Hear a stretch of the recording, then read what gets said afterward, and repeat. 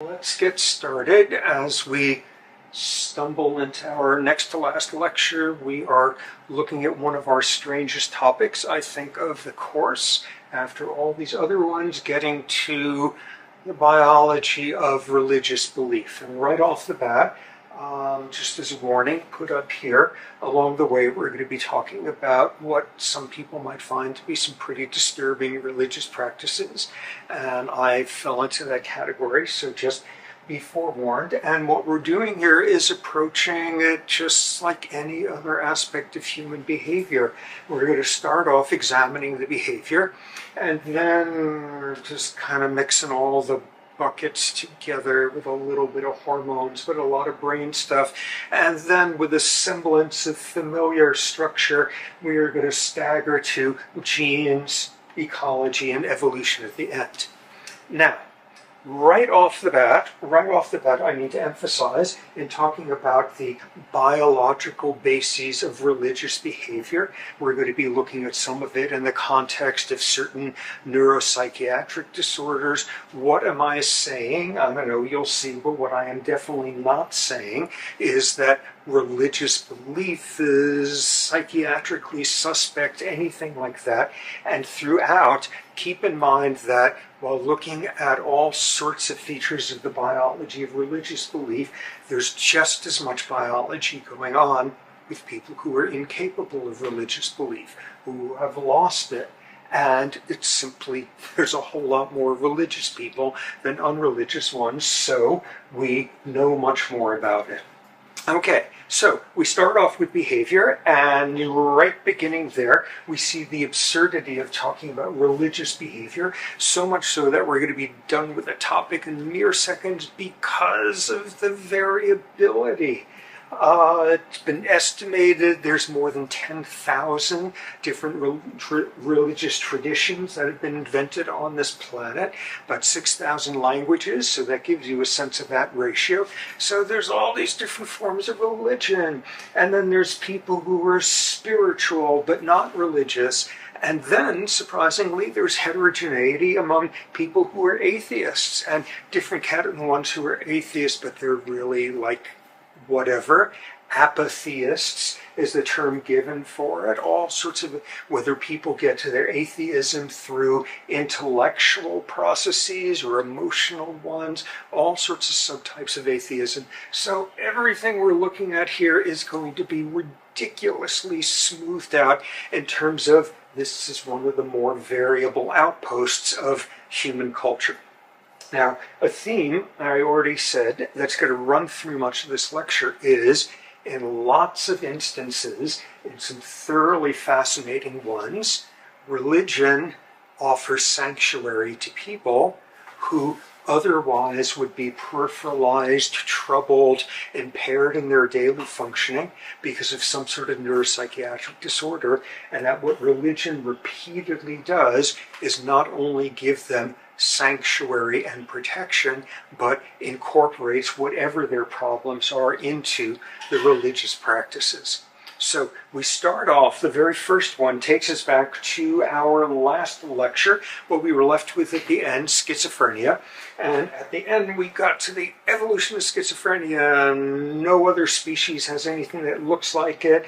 And are there any downsides to it? Yeah, decreased reproductive success, shortened lifespan. Are there any upsides evolutionarily? Some indication that individuals with schizophrenia have a lower risk of cancer, but what I noted at the end is there may be one major advantage evolutionarily floating around here. And it doesn't have to do with schizophrenia, but something related to it, which takes us back to this whole world of medical genetics where a full-blown version of some sort of genetic disorder is a disaster, homozygotic. And a partial version, heterozygotic, is actually advantageous. And the textbook examples, sickle cell anemia, full-blown version, blood disease that is a disaster, partial resistance to malaria, a whole bunch of these. And there's a possibility that schizophrenia and its evolution can be thought of in that context. Now, This goes back to that classic work by Seymour Ketty, trotting this out the third time, though. This was the adoption study that they did with every case in Denmark, whatever Scandinavian country they wound up in, looking at whether there was or wasn't schizophrenia in the adoptive family and the biological. And we know this whole thing. And the number 9 was the first screaming evidence of a genetic component to schizophrenia.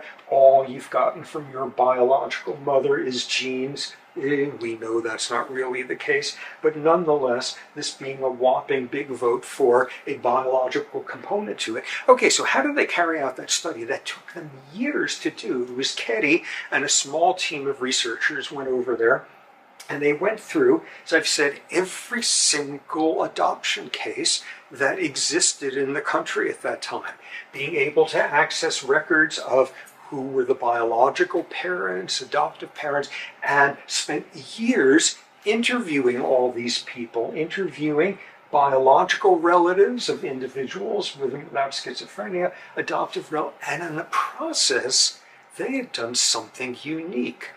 Take your average, I don't know, psychiatrist who works with people with schizophrenia and, I don't know, 10 patients, 20, whatever, over the course of the year. If they're young, a couple of times a year, you'll meet with their parents for a progress report. And what these guys had done instead was, in the process of doing this for years and years, they had just talked to more relatives of people with schizophrenia than anybody had ever done before, because they were going through hundreds, thousands of cases. They just had the largest exposure to close relatives of people with schizophrenia ever, and they noticed something interesting.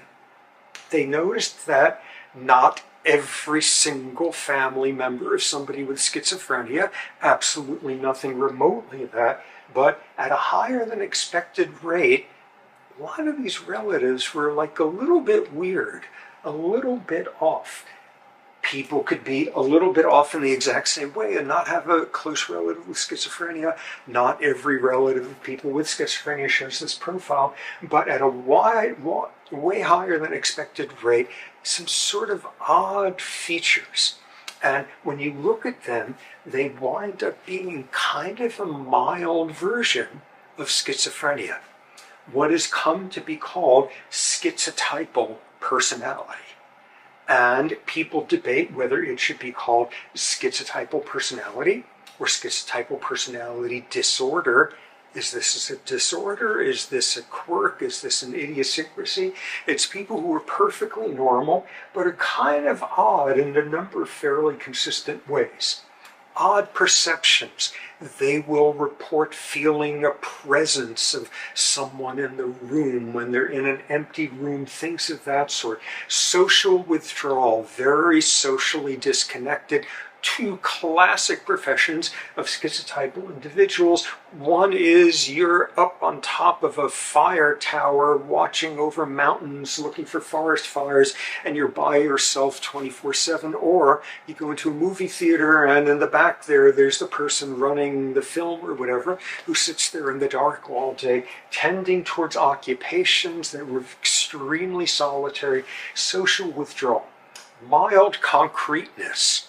Concreteness along the lines of domains that most of us would see as parables, metaphorical, whatever, they take literally. For example, just to show you where we're heading, very literalist, concrete interpretations of the Bible. The world really was made in 7 days. It is really possible for someone to have walked on water, to have turned blood into wine, whatever it is that went on, that these were not just instructive metaphors, parables, but quite literal, mild concreteness along those lines. Finally, the really interesting one is what came to be termed metamagical thinking.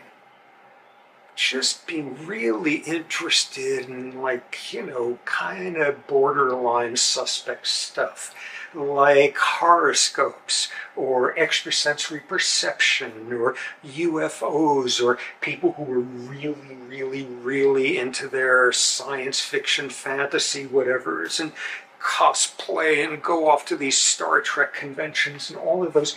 This is not a mental illness. Going to a Star Trek convention is not a sign of a mental illness, nor are any of these. It's just sort of an odd, quirky personality that has some resemblances to schizophrenia, but a milder version of all of these, and thus termed schizotypal personality. So, looking at this, the question becomes, who are individuals who are schizotypal? And it turns out, almost 100 years ago, an anthropologist named Paul Radin gave what I find to be very convincingly the answer to that question. Radin studied Northwest Native American populations and wrote various dictionaries and stuff, and like a very accomplished anthropologist. And Radin at the time began to talk about how in lots and lots of traditional societies, indigenous cultures, there would be an individual who he would call half crazy. Half crazy. Who was he talking about? Shamans. This made perfect sense. In lots of cultures, shamanism is about tricksterism, things of that sort, sleight of hand and things like that. But in lots and lots of cultures, what are shamans? They go into trances, they talk to the dead, they turn themselves into a hyena during the full moon, they sojourn alone, living for days and days in the desert, and then come back with a good word, things of that sort. Shamans in culture after culture are shot through with metamagical beliefs and actions, and often social withdrawal. And what you see there is shamanism has been around forever, and there's been this whole thread of anthropologists noting this.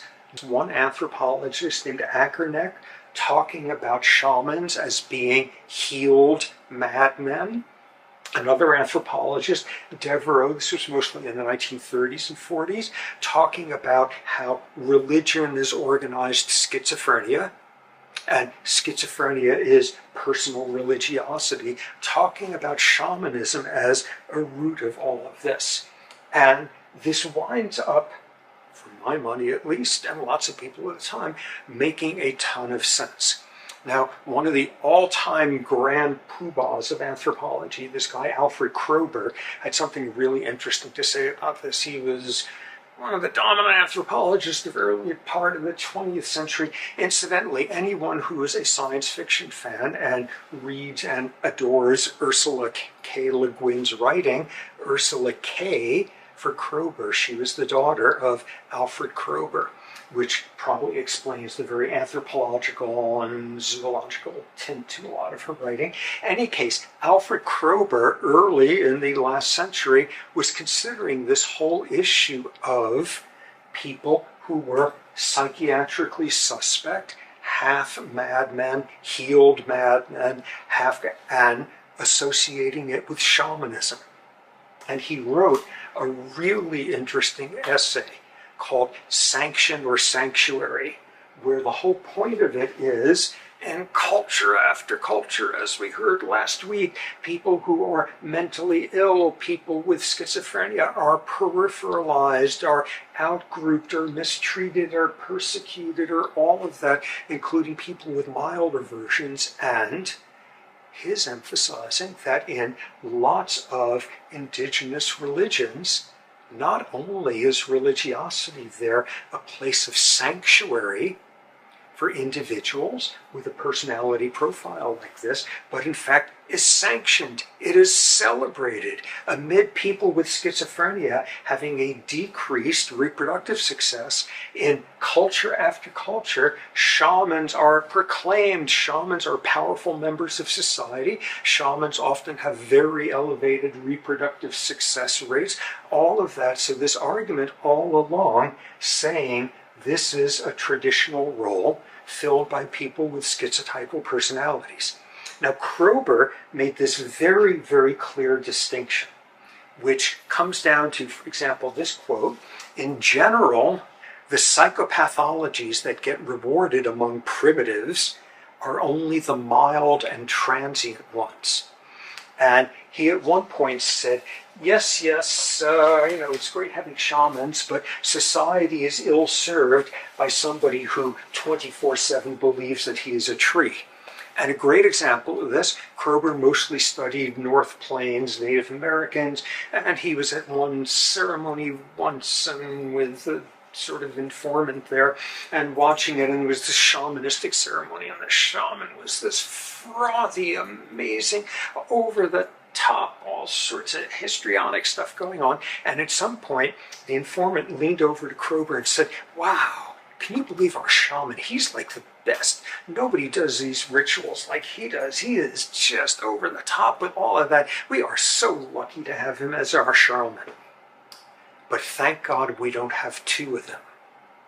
And what we just saw is cultures could deal with a certain number of individuals like this. You don't want half the population to be shamans. You want people to speak in tongues during religious rituals. You don't want them to speak in tongues in the middle of the quiet moment of a hunt or something like that. It is partial. It is controlled madness in the terminology they gave there. Kroeber, by stating it in terms of these are people whose psychopathologies are mild and transient, who are hearing voices at the right time, what he just defined was schizotypalism half a century before the word even came to exist. So, you look at that, and what that begins to suggest in traditional human cultures, we've got the same kind of heterozygotic, homozygotic argument that we've seen in other cases. Heterozygotic, you got the shaman. Shamans, like every culture, has come up with shamanistic individuals and celebrated their metamagical stuff and all of that. And if the homozygotic price is, every now and then you deal with a cousin with what we would call full-blown schizophrenia, the trait is carried along by the adaptiveness of the partial version. That is the argument that comes out of that for the evolution of schizophrenia. There has not been selection for genes pertinent to schizophrenia. There has been selection for milder versions of those genes with schizotypalism. Okay, so what about in the West? And you notice we already heard from Kroeber's quote the word primitive pop up. Ackernecht in the 30s was probably the most leftist anthropologist of this whole time period, which is to say he was not a flaming racist, unlike sort of the backbone of anthropology then. Ackernecht was outraged at words like primitives and things of that sort, and saying, like, how dare we sort of, be offensive about their religions and traditional cultures, saying that they are mired in the irrational. No, they're not irrational, they're serving purpose for them, all of that. And his argument was, you can't make that distinction between Western culture and indigenous traditional ones. And my view is, you can't make that distinction either, but for a different reason. Yeah, traditional cultures, shamanism, and their religions are totally irrational. And religiosity in the West is totally irrational as well. And we will see sort of the formal definitions of that, of how it fits. That's been sort of people at the time saying our culture is unique in having banished irrationality. That might be a little bit over-optimistic there. Here are some recent statistics from a poll looking at American adults who were allowed to vote and drive motor vehicles and things of that sort. And what did this recent poll show? 25% of Americans say that they believe in ghosts. 36% believe in mental telepathy. You can project your thoughts into somebody else or pick them. 47% believe that not only are there alien life forms out there, but they have visited us in their UFOs, and more than half of Americans believe that the devil is not a metaphor, that the devil is a literal being in some version of flesh and blood.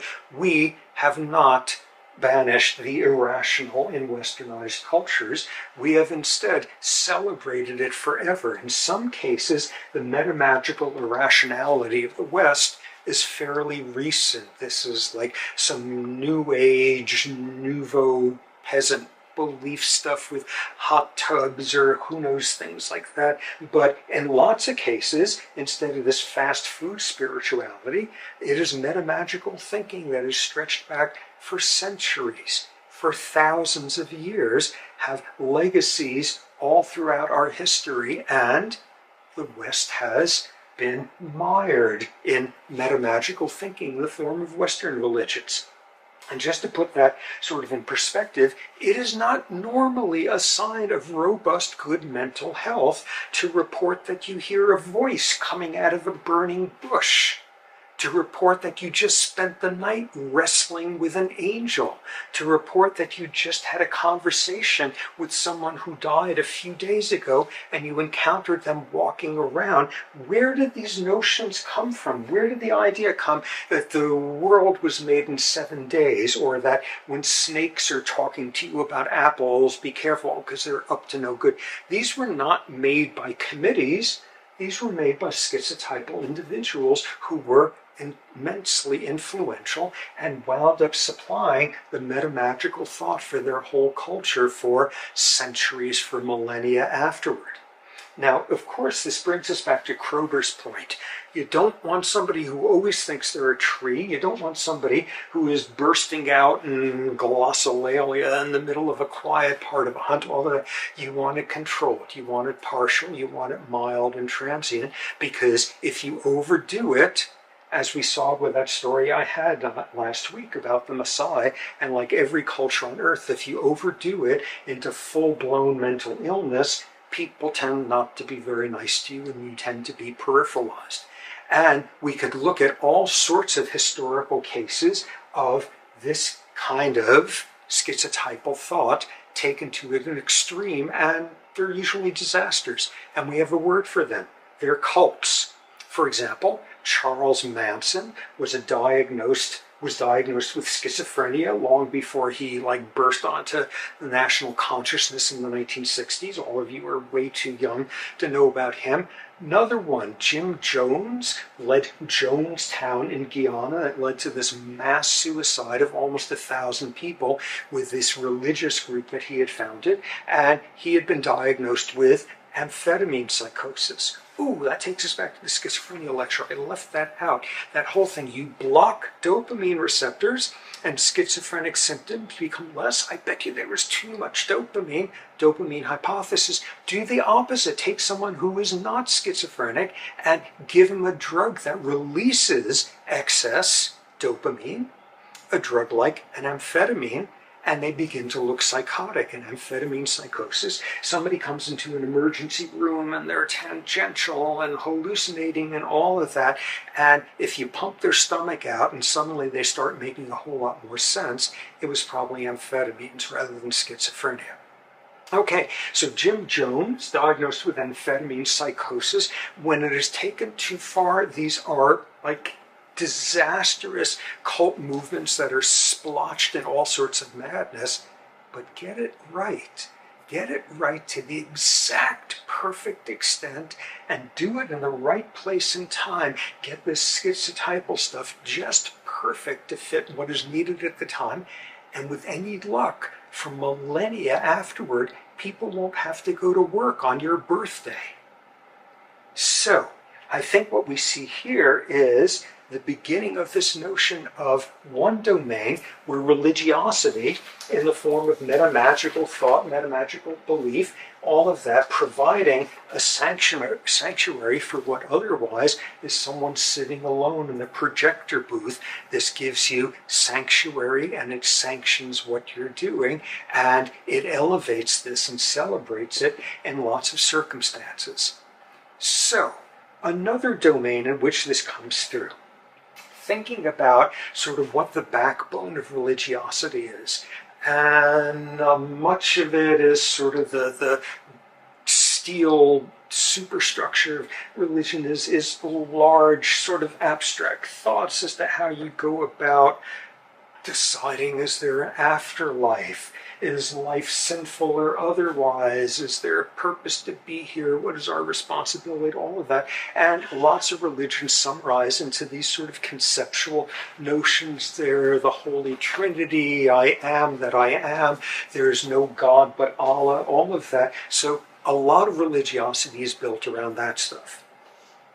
In these current times, a lot of religiosity is built around something that is still relatively recent, the notion that religiosity is about community, about prosociality, about good acts.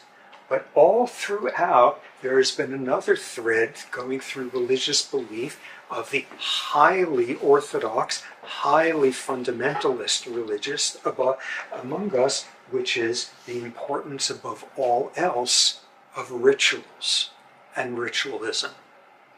Now, to begin to appreciate that, we look at our next sort of neuropsychiatric disorder, and this is one that, like, lots of us are familiar with and have elements of, or certainly know people with OCD, obsessive compulsive disorder, obsessions, thoughts that won't stop, compulsions, actions you cannot prevent, actions that compel you, that you have to do and you have to do often in wildly maladaptive ways. Okay, all of us have elements of this.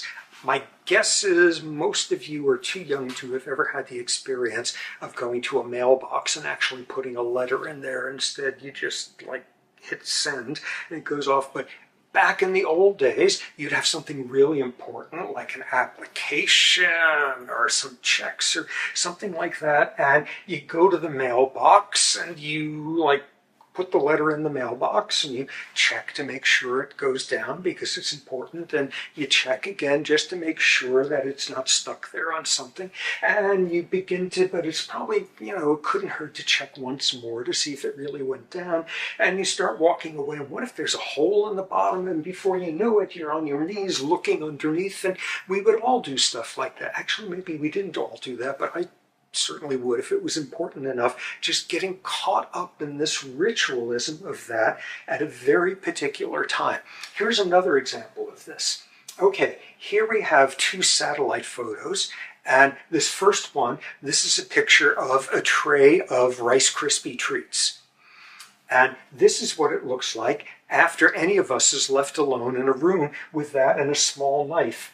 We all cut off this edge and eat that little piece. Why do we do that? Because we think eating just a little piece doesn't count as cheating on our diets, or are we thinking it'll be fresher if you minimize the amount of like interface with air?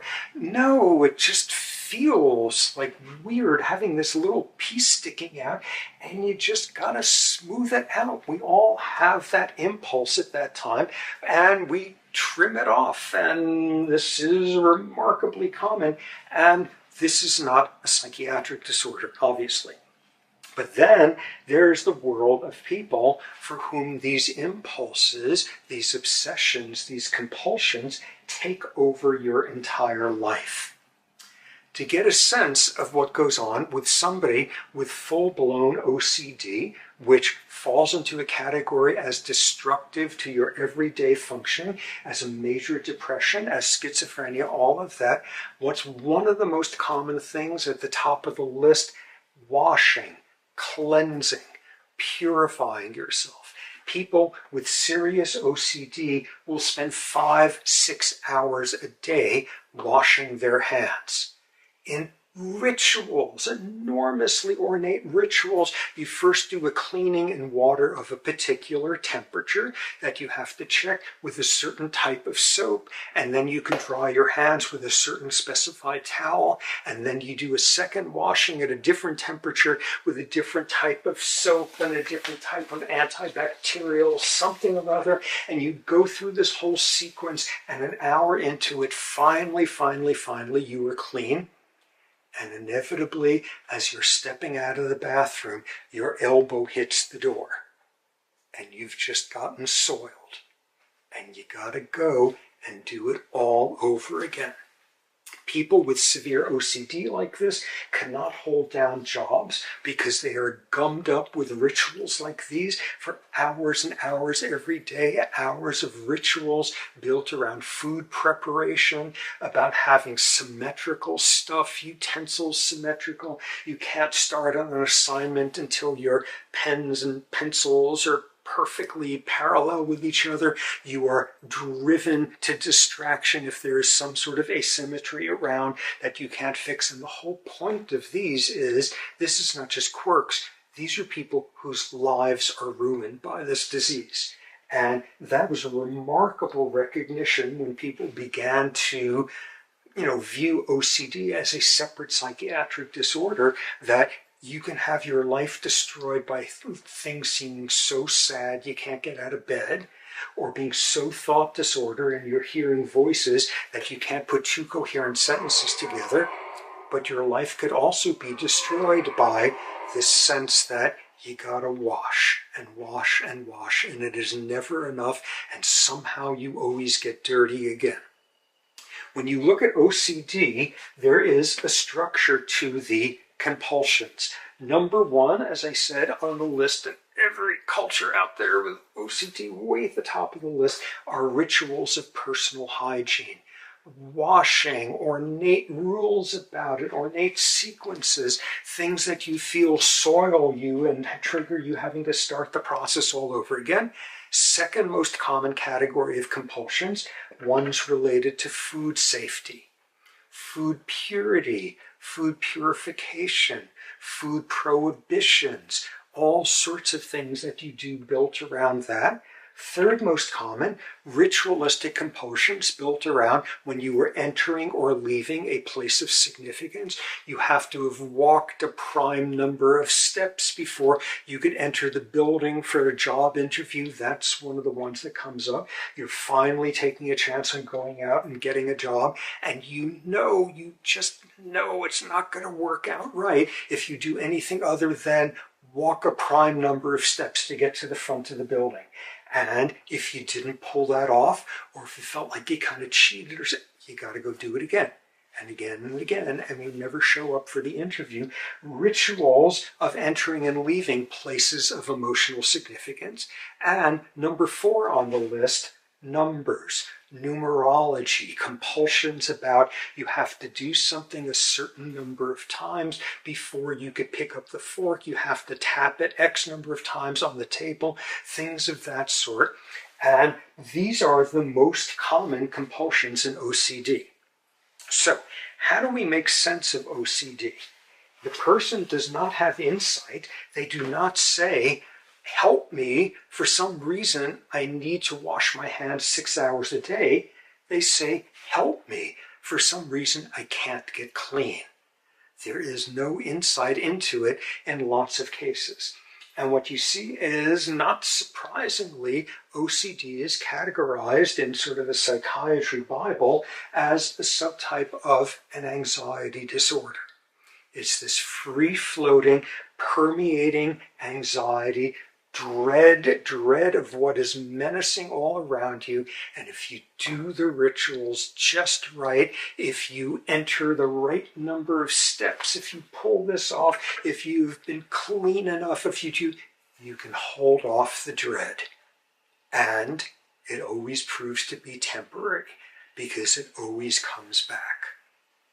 Psychiatrist Judith Rappaport, who wrote a great book 30 years ago, case studies of individuals with OCD, I think the book was called The Boy Who Couldn't Stop Washing, had a metaphor straight out of everything we know about a fixed action pattern. Lots of us recognize the fixed action pattern of when a dog is getting ready to go to sleep. It goes over to its blanket or its pillow or whatever it is, and it circles around, sort of patting it down, and then it circles around some more, and then it's about to settle, and then it does a little more circling, and then a few more times, and maybe once, and then finally settles down.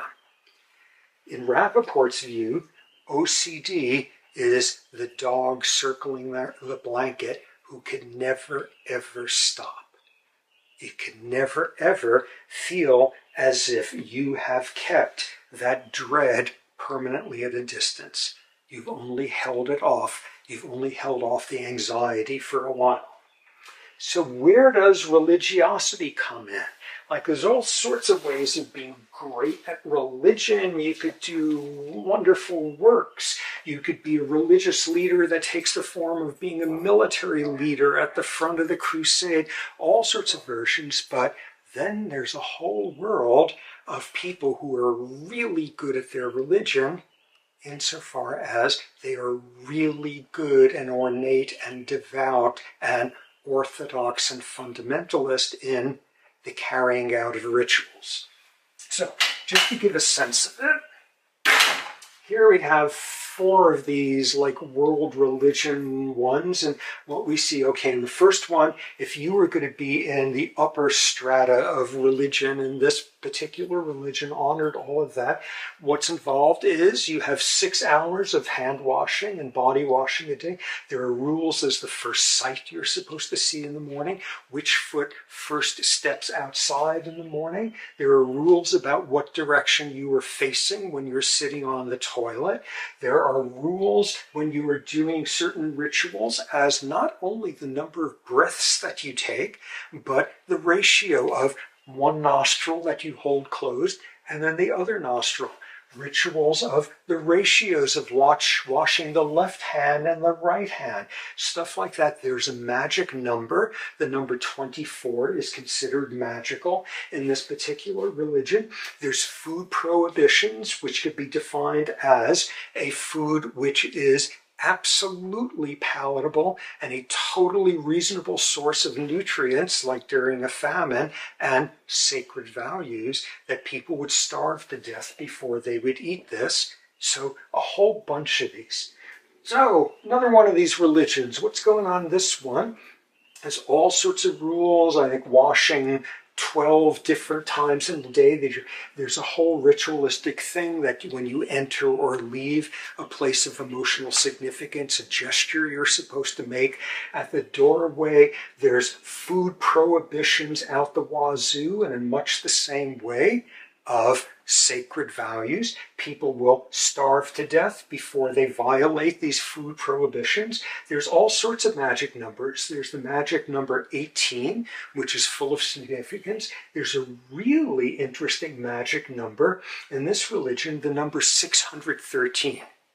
What is 613? Those are the number of rules you are supposed to follow each day in order to be a devout, observant member of this religion. 613, what is that about? And you will notice it consists of 2 numbers. The first one is the number of days in the year. And at the time that this was first invented, what people thought was the number of bones in the body. How many rules are there each day to please your deity or deities? Well, it's the number of days of the year plus the number of bones in the body. It happened that these are things, 248 that you have to do, 365 that you have to avoid doing each day, which led one sage to say, well, since it is so easy to inadvertently sin more in this domain than that, it's better that we hadn't been born. Here's the evidence that this is about the numerology. It is about the ritual number rather than the content itself. For centuries, people have been arguing over what are the 365 things you're not supposed to do and what are the 248. The actual content doesn't matter as much as the notion that your deity or deities want you to make sure you avoid doing as many things as there's days in the year and do as many things as there's bones in the body, and the numbers for their own sake. There's ritualistic hand gestures that you see among the elite in this religion, where they signal to each other. They display that they are of that upper stratum. Next religion, This one involves, okay, once again, washing. Rules about how many mouthfuls of water you take to wash out your mouth and spit it out in the morning. Sequences of which hand you wash first, followed by which other one. There are rules as the first food you're supposed to eat each day. There's rules of ritualistic things when you enter or leave a place of significance. There's rules out the wazoo about what you are supposed to do when you are going about your personal hygiene. Food prohibition, same thing again. Ornate, completely irrational, taking people who, like in every one of these, has been in circumstances where people have been seriously starving, yet this food prohibition would be way at the top of the list of things you are supposed to stick to, and its own set of magical numbers. 7, 10, and then multiples of both of them. What else? Now we have another religion, another major one, and there's number of prayers for this occasion, for that occasion, for depending on what you've done, depending on what you haven't done. You were told the number of prayers you need to make. There's ritualistic hand gestures that are made when you enter a place of significance or leave it. You were supposed to make these gestures. The number 3 is considered magical. There's all sorts of food prohibitions, and there's all sorts of rituals around eating ritualistic food. And so what are all of these looking like? These are all looking like the rituals of obsessive compulsive disorder. These are Hindu Brahmins, these are Orthodox Jews, these are highly observant Muslims, and this is mostly Catholicism with a mixture of some other Christian sort of rituals in there. What do we see in all these cases? These are exactly the same things as an OCD. You look at the most common religious rituals out there, and they are about cleansing, self-cleansing and purification. The second most common, about food purification, food preparation, food prohibitions. Third most common, ritualistic things you were supposed to do when entering or leaving a place of sanctity. Fourth, numerology. And these religions, if you were going to be a devout person in any of them, at the highest level of sort of orthodoxy, your life is consumed with this. 6 hours a day of washing. All sorts of rules as to how many hours you have to wait after eating one type of food and another. If you like soil one of your utensils in the process, how many months it needs to be buried in soil to become cleaned, all of that. What we see is it's the same business. It's the same sequence. It's the same hierarchy of ritualism as an OCD. Now, where we're obviously heading is the notion that religious ritual, in this case, gives sanctuary and sanction for people whose lives might otherwise be completely taken over and destroyed by their pull towards ritualism. Now, all sorts of people have noted this. People in the secular world, Freud, for example, said that obsessive religiosity is like an organized, what was his exact quote? Obsessional neurosis is an individual religiosity, and religion is a universal obsessional neurosis. Okay, that's saying what religion is about is sharing the rituals. Okay, Freud, snide, dismissive, secular, all of that. Throughout the centuries, religious leaders have recognized the exact same thing. 6th century monk who was writing about how prayer doesn't count if you're not concentrating on it, if you're not thinking about it, if you're just doing it by rote, it doesn't count. 15th century, Ignatius of Loyola, when he was training new priests, said, be on the lookout for people who would be giving their prayers but were showing scrupulosity. All they were doing was doing the rituals for the ritual's sake, and what you're supposed to take them aside and say, God doesn't care how many times you say this, God cares that you were thinking about this, that you were feeling it. Be on guard against people who are doing this stuff just out of mindless rote stuff.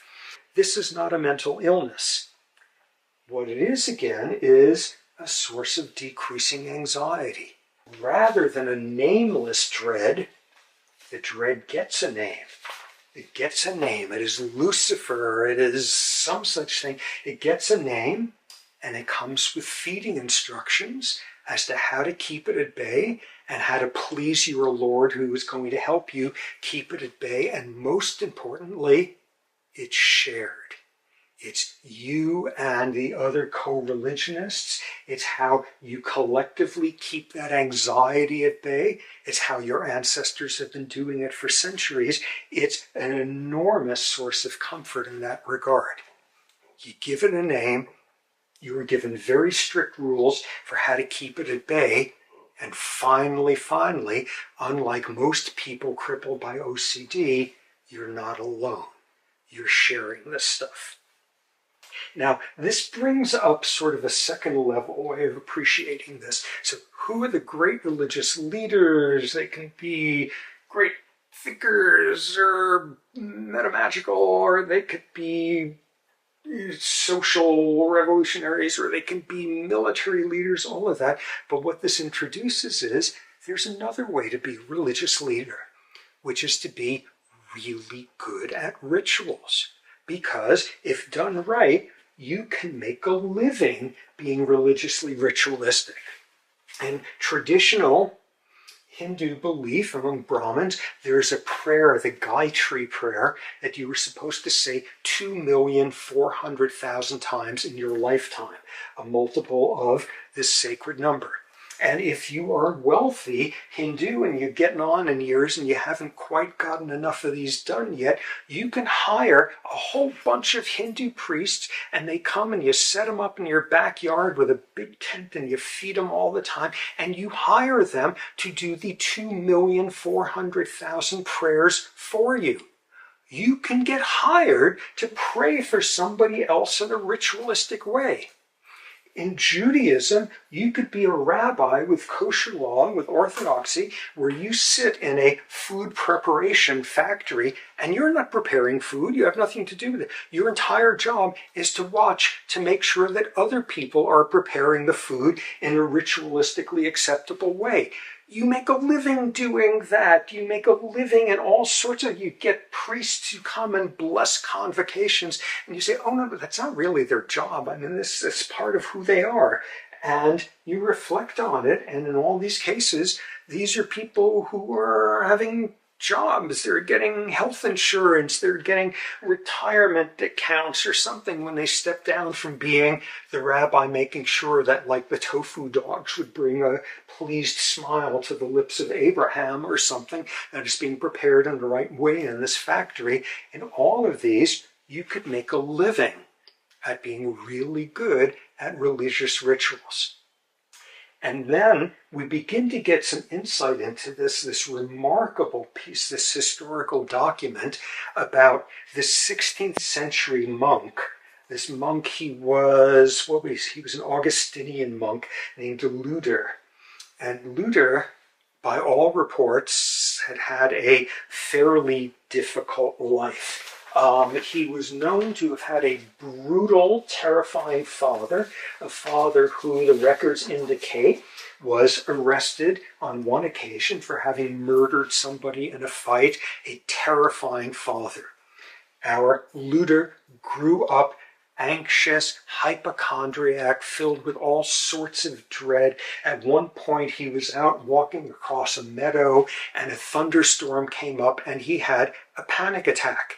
And he, at that point, prayed to God and said, if you let me survive this thunderstorm, I will devote the rest of my life to you.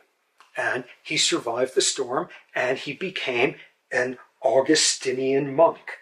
And he threw himself into it like crazy.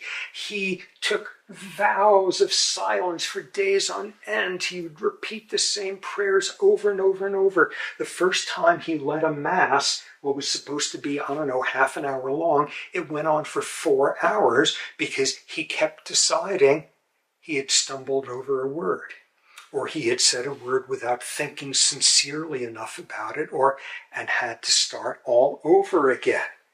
He had all sorts of his seniors, his like mentor saying, this really isn't the point. The point is like you should be thinking about it.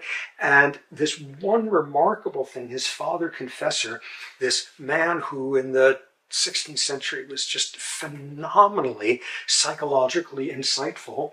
One day, this monk, Luther, was sitting there and going through his confessions. Like, there's a lot to confess about. You're a monk living in a monastery. But he's going on and he's saying, oh, God is going to be so angry at me because when I said this prayer, my mind wandered at this point. And then later in the day, I had this thought that was blasphemous. And God is going to be so angry at me about that. And God is going to want to punish me for this or that and should be angry because I did this ritual wrong. And at one point, the mentor said, I've no idea what the case is going on here with you, but God is not angry at you. For some reason, you are angry at God, which was a phenomenally insightful statement. This guy eventually summarized everything that closed the case on what was going on there. A quote of his, "The more I wash, the dirtier I get." Why do we know so much about this individual? Because he happened to change all of history. This monk, known in German as Luther, was Martin Luther. And he took his ritualism in all sorts of directions, and finally, instead of just being angry at God or his murderous father, he wound up being angry at another father figure, and Europe has never been the same. So we look at these, who invented these rituals? Who invented knocking on wood? Who decided that they had a thing about the number 24 or the number 7? Why would you suppose that God is really, really worried about the number of bones in your body and how many things you make sure you do each day to match that number? Where did these come from? Once again, they didn't come from committees. They were coming from people, I believe, struggling with OCD. So there's two explanations. Why is it that the list of the most common religious rituals perfectly match the list of the most common rituals in OCD? Self-cleansing, purification of food, entering and leaving numerology. Well, you can have a convergent argument saying, well, yeah, of course you're going to have a lot of rules in any of these cases about, you need to keep clean, just personal hygiene, and you sure don't want to consume food that's poisonous, all of that. The alternative is that throughout history, the people who struggled with OCD and wound up being able to do it in a religious context, and at some point there was some crisis, some moment of great duress for you and your co-religionists, and that's the point where you release the secret you have had all these years. This is how I please our Lord, and it catches on. And it becomes copyrighted and made in multiple copies on a conveyor belt, and soon it has become the ritual of shared dread throughout everyone who is a co-religionist. And this is built around the frequency with which religions view the body as a place where you test your faith, where you prove how devout you are by doing something difficult with your body, by doing something damaging to your body. Self-mutilation, self-flagellation, and religion after religion, including all of these, have rituals where people beat themselves bloody, they whip themselves bloody, they pierce their fingers with things, they pierce their cheeks with a knife, all of that to show their devotion. Self-mutilation is way up on the list of a troublesome sign for somebody with elements of a psychosis. Self-mutilation in these religious settings is sanctioned, condoned, celebrated, where people will particularly celebrate the folks who are most good at it. This is a whole domain of testing your body as a measure of your faith and taking something which would be psychiatrically suspect in one setting, and here, anything but that. Another version of this, and this is something that is now known historically as holy anorexia, or anorexia mirabilis, that during 13th, 14th, 15th century, it became very common for nuns, various nuns, to fast to fast and fast and fast, sometimes to the point of death, to prove their love of God, to prove that they really could subsist without food, to prove.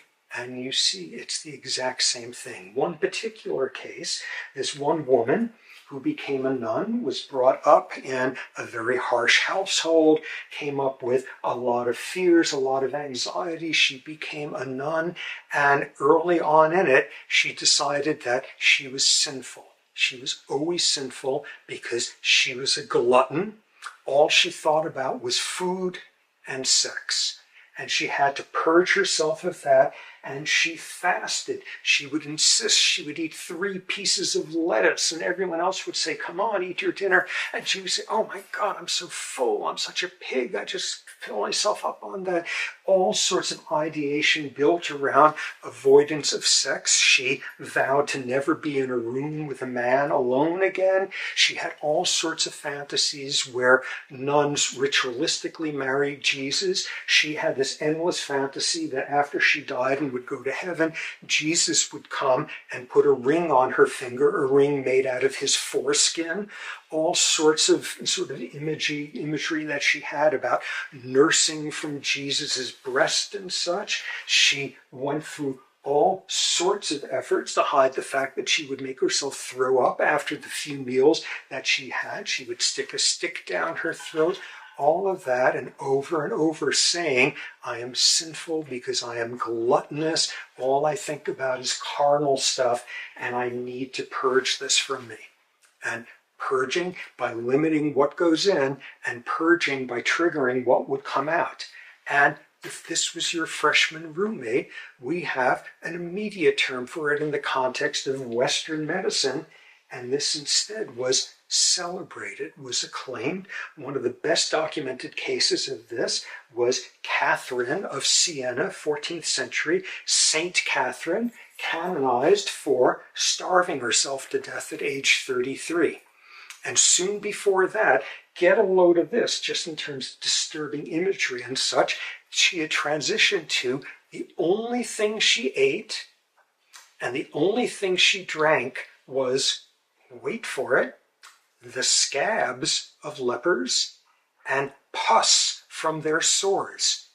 She subsisted on that for the final month of her life and claimed that this was the most delicious nectar she had ever eaten. She starved to death eating leper scabs and their pus and all of that. And, you know, you think about it, for the poor lepers, I mean, they have this horrible disease, and now on top of it, this lady is like trying to get their scabs off them and stuff, and that's an additional hassle. Holy anorexia. And again, she is a saint, she was admired, she was respected for her devotion, and she was not alone. This was a common phenomenon. Okay, then there's the whole question of making sense of religion as this conflict between cognition and emotion. And a wonderful quote from the evolutionary biologist Jerry Coyne: in science, faith is a vice. In religion, faith is a virtue. And what you see is there's this constant battle between the two in different religious traditions. There's the notion of faith for its own sake. Faith is belief in what cannot be proven and what cannot be disproven. A great example of that in both Luke and Matthew in the New Testament. Satan shows up and he's like hassling Jesus and dissing him and like all of that, and he says, okay, here's the deal, you know, you're son of God, I get it, okay, so if you're really a son of God, why don't you go up to the roof of the temple in Jerusalem, and there'll be a big crowd there, and jump off, because if you're really the son of God, then God is going to catch you and you'll have proven it. And Jesus said, not so fast, you trickster, there's no way I'm doing that. What's the good of believing in a God who you see has actually caught somebody falling off a building? It's all supposed to be invisible. It's all supposed to be based on faith. Religion loses all of its oomph if the things you're supposed to have faith in have been proven. Jesus himself emphasizing that there. So we have this constant dynamic between rationality and this drive, this faith-driven drive that we have to see causality, to see agency, to see explanation for things. One example. Now we get people and you get some video and there's this little triangle coming up this hill and this big square comes down and knocks it off and then it does it again and it does it again. And when people wind up describing the scene, they always personify it.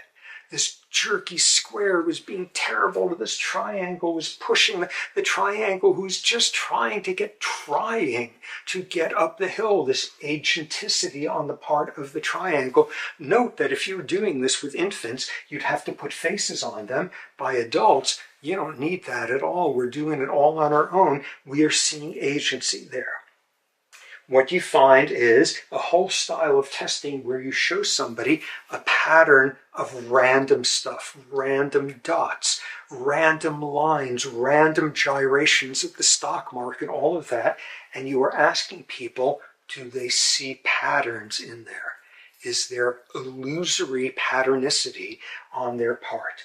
Do they see patterns in what is random? And what you see is people who describe themselves as being more religious, on the average, are more likely to see illusory patterns. If you give somebody a religious prime, and we know what those are about, here, unscramble these misspelled words, here, spot the misspelling in this paragraph, and load it in with terms with religious primes versus secular ones as the control group, load it in, and afterward, people see more illusory patterns in things like this. All sorts of studies have been shown. You look at people's intellectual styles. Are they analytical? Are they intuitive in how they do stuff? And there's all sorts of batteries that test this. And people who describe themselves as being seriously religious, on the average, are more intuitive than analytical than you would expect by chance. If you prime somebody to think analytically, I love this one. In this one, they're flashing of pictures, including a picture of the thinker. The thinker, who was that? Was that Rodin?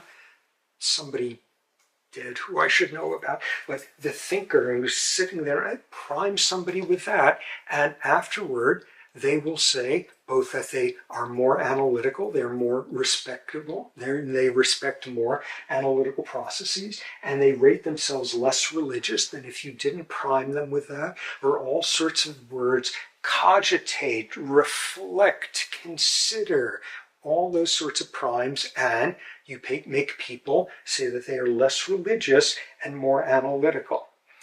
You stress someone, you make them learned helpless, and they are more likely to perceive patterns in random data. We look for agency, we look for explanation, and we especially look for it in times of trouble, in times of stress, in times of duress, and that's where it becomes its most faithful. Now, there's a great equivalent of this in the behaviorist literature, and this is something Skinner first showed many, many years ago. You take a pigeon, and the pigeon is really hungry, and you suddenly drop a little pellet of food into its cage. And what does the pigeon think? It thinks, whoa, what did I just do to get that piece of food to come down there? The pigeon perceives agency that is not there.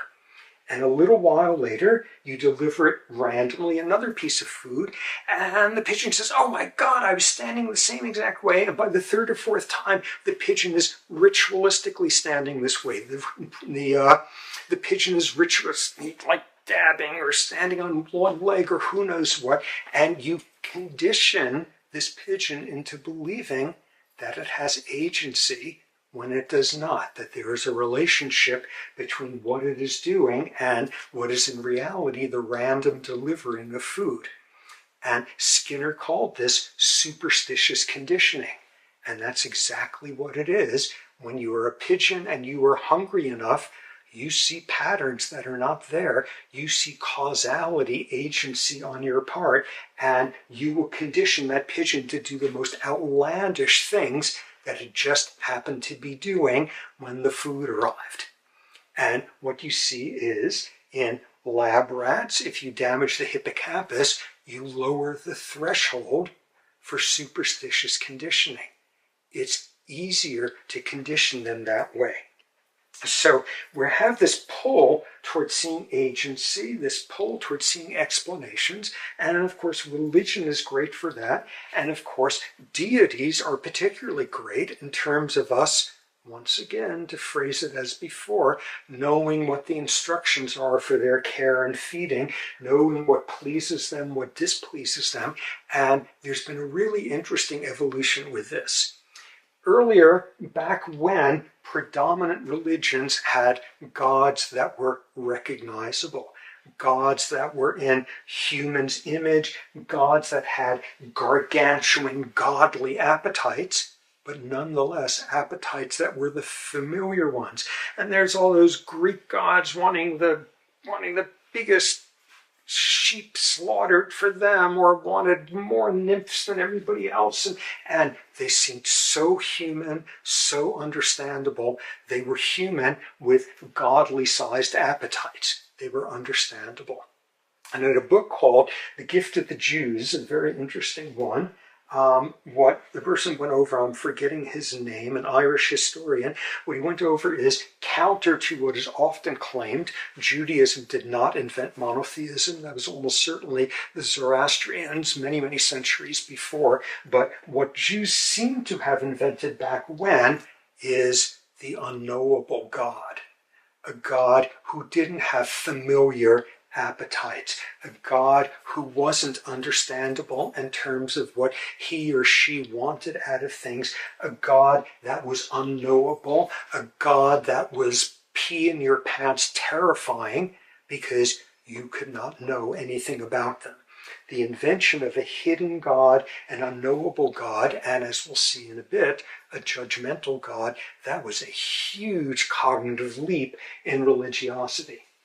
And you then see this is an open field of things you attribute to this otherwise unknowable God, what you believe that God is about, rather than being told stories that this is the God who really likes grapes, and that's the one who really likes hunting, and this one is unknowable, and you fill in the empty blank there with your own projective needs. Great example of this, studies that have been done of religious belief in people on the autism spectrum. And they're religious at about the same rate as neurotypical individuals are, but what you see is different patterns of what is God? What is God about? And for many people, God is about judgment, or God is about love, or God is about whatever like standard tropes there are with that. And what you see with individuals who are pretty far onto the spectrum, you see, what does God do? God is in charge of magnetism and gravity. God makes sure electrons don't spin out of their orbitals, this completely inanimate, detached version of what God is supposed to be like. Really interesting recent paper looking at war vets, and of course they are like God's gift to neurology in terms of head injuries, and this was looking at populations of people with different parts of the frontal cortex damaged by a bullet or a shard or who knows what, and what they showed there was if you have damage specific to the dorsolateral prefrontal cortex, you have people reporting a higher rate of mystical experiences. You have a higher rate of rational cognition tossed out in favor of intuition and metamagical stuff. So this constant trying to balance. Now, amid all of this, religion is a sanctuary for individuals who are troubled. Religion is a place where you test your body's devotion. Religion as this perpetual sort of conflict or balancing between cognitive aspects and intuitive belief aspects. There's also a whole ornate world of religiosity built into philosophy and philosophizing about religion. And where the most interesting stuff has been done with this in the realm of our interests is something called temporal lobe personality. This was first described by Norman Geschwin, Harvard neurologist, one of the most influential neurologists of the last century. One always has to use words like giant of neurology. Geschwin was amazing.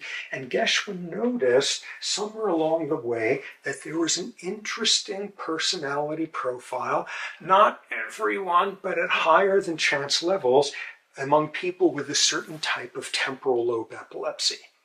And he wound up calling this temporal lobe personality. What were its features? Person loses their sense of humor. Person tends to perseverate, repeat highly habitual stuff. They eat the same meal every night for weeks on end. They have 5 copies of the same t-shirt, all of that. Hand in hand with that, they become neophobic. They are afraid of novel things.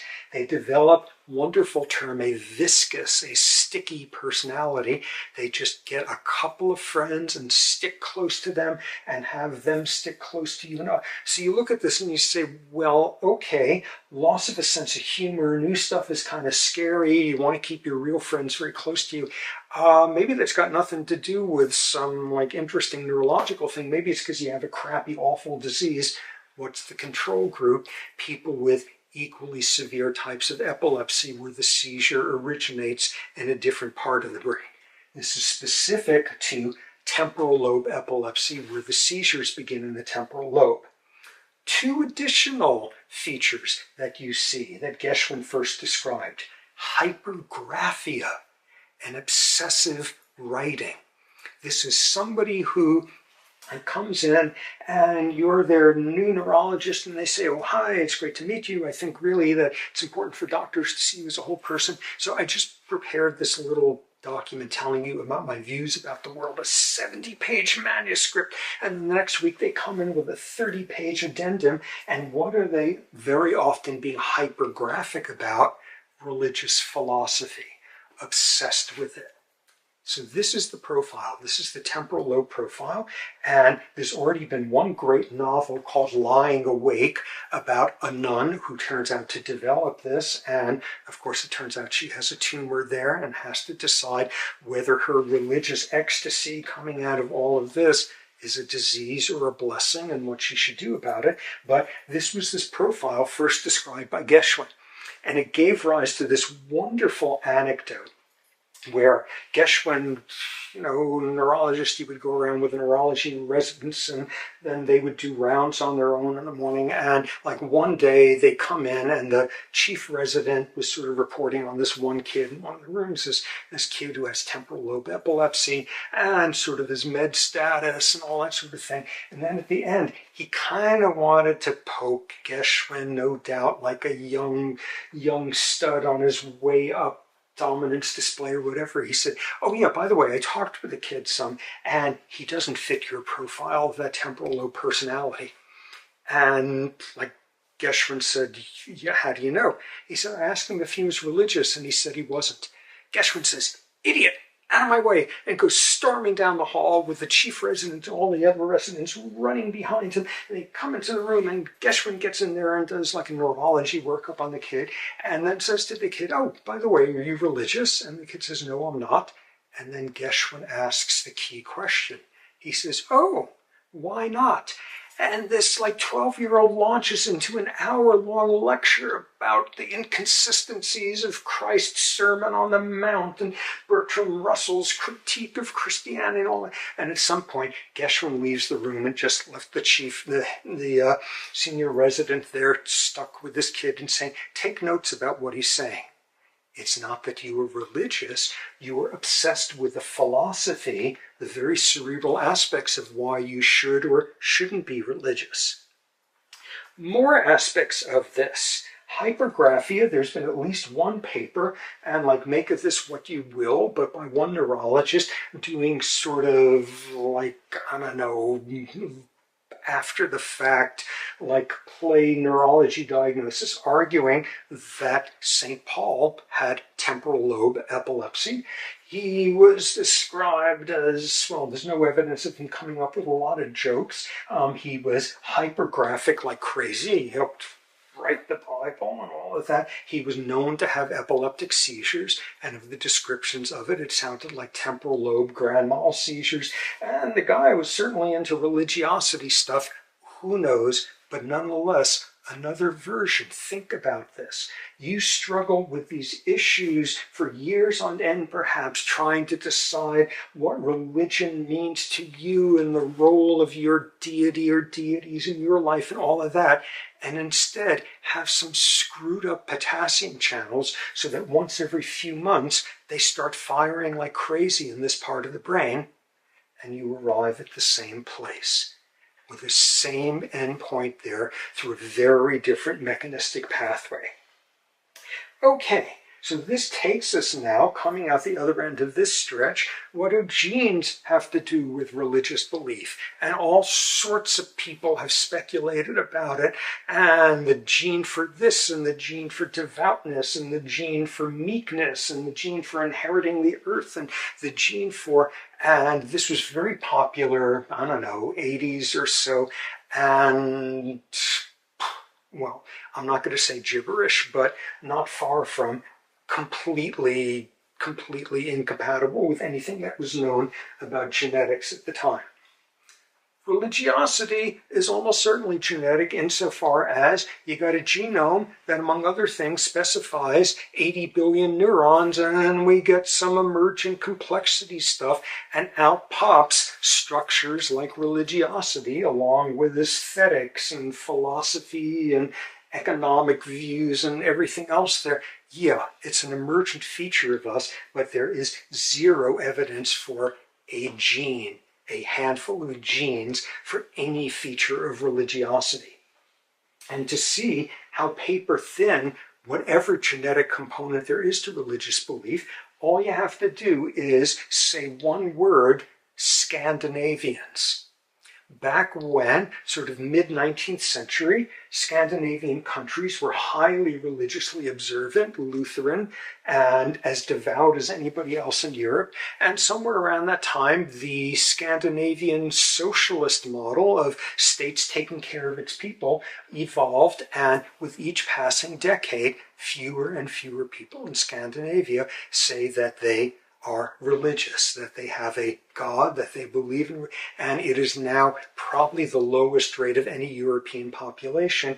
You don't breed out your genes for religiosity over the course of a century or so. It tells you a lot about the social context for where religiosity is coming from.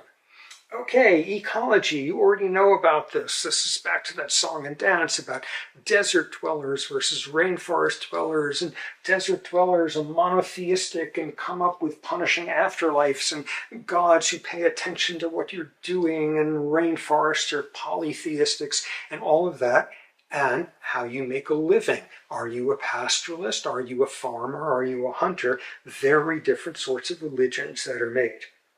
One extremely interesting idea, and then shown in the data, come from the psychologist Ara Norenzayan, who's up at the University of British Columbia and does fascinating stuff. What he has shown is studying sort of the history of religious belief and what sort of deities different populations, different cultures make.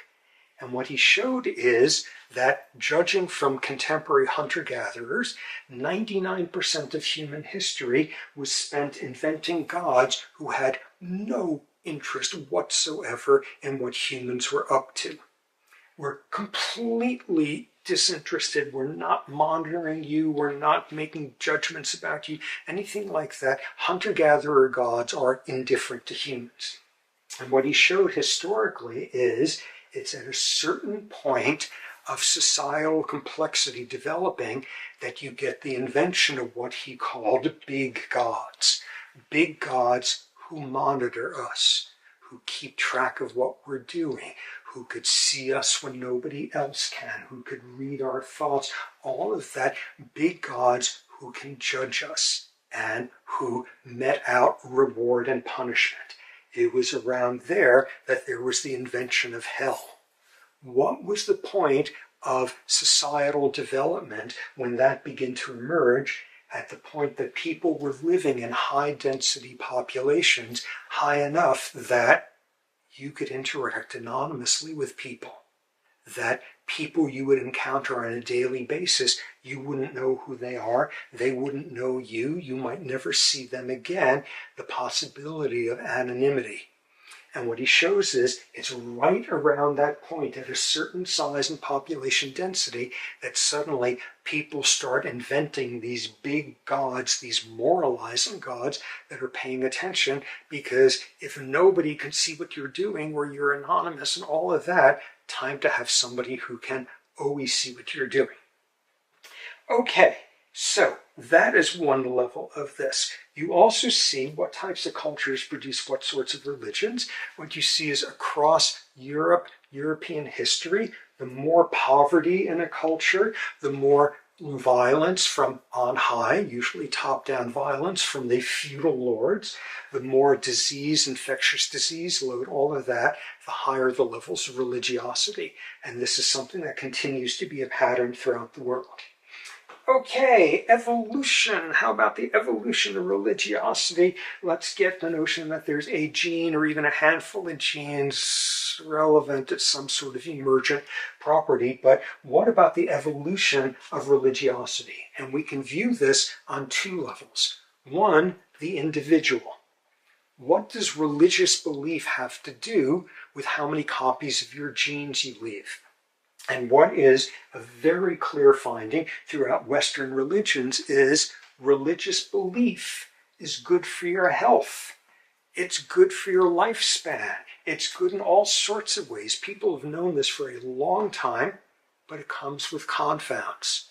First confound, people who are highly religious tend not to have substance abuse problems. So that doesn't wind up being a factor. People who are highly religious, most importantly, have a community of social support. And we know from psychological stress that that's incredibly important to have. And your control group has to be groups of humanist atheists who also form social communities that support each other. So you got to control for that. But once you control for that stuff, religiosity is a protective thing for health. And it makes perfect sense. Back from our psychological stressors, once you have that, you have an explanation for the things that are inexplicable, that are unknowable. It involves, with any luck, a deity who is loving. With any luck, a deity who's especially loving for people like you. With the best luck, is especially loving for you above all else and it is an enormously protective thing.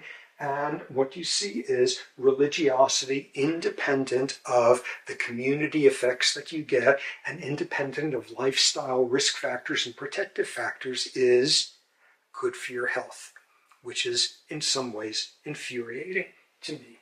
Okay, how about the evolution of religiosity on a group level? Finishing up here with neo-group selection, because a religious group is like our textbook example of something that should be brought about at a neo-group selection level that is glued together with cultural greenbeards. The fact that you could go on the other side of the planet and see somebody with just one simple symbol that they are communicating, a greenbeard trait, and you know that this is a co-religionist, and already you are biased towards cooperative behavior with them. What does this do? David Sloan Wilson, from oh so many weeks ago, David Sloan Wilson, who championed the notion of multi-level selection for years and years and years while everybody laughed at him, and the notion that multi-level selection included cases of group selection that were unique to the human situation, and everybody laughed at him. He's done a wonderful analysis in a book of his called Darwin's Cathedral, the emergence of all sorts of separate Christian religions in Swiss cantons, 18th century, I don't quite remember, and this whole analysis of what it is about Calvinism, that they're the one that turned out to dominate the whole place and drove all these other ones into extinction. What were their group properties? What were they doing so that even though A was subordinated to B, a group of A's, Calvinists, would subordinate a group of B's. Totally interesting book looking at the evolution and the extinction of religions in relatively recent history as a means of seeing group selection playing out. Okay, so this total hodgepodge survey here, what has this gotten us to? Once again, what I want to emphasize more than anything is nowhere in there am I saying anything nutty like, ooh, you got to be crazy to be religious. Or, ooh, most people who are religious are psychiatrically suspect. Not in the slightest. What I am also saying is that it's just as interesting stuff going on with atheism and loss of faith and agnosticism. It's just harder to study because there's fewer people like that, and you don't have centuries worth of ritualistic traditions to look at their evolution, things that it is equally applicable. The biology of holding on to faith, the biology of losing faith are equally interesting and equally valid. I guess the final point is something that, again, harks back to this notion before of lots of us, me for example, spent certain formative years of their lives wrestling with the place of religion in their life and wrestling with what they thought of why we are here and what's our purpose and is there an afterlife and all of that. And I think for lots of us, wherever we wound up at the end, it could be a huge struggle. It could be a lot of work. What do we make of the fact that instead here, biologically, this type of hiccup or that type of hiccup or this type of any of the things we know about by now biologically, and you arrive at the same place, and it feels just as valid? I find this to be fascinating.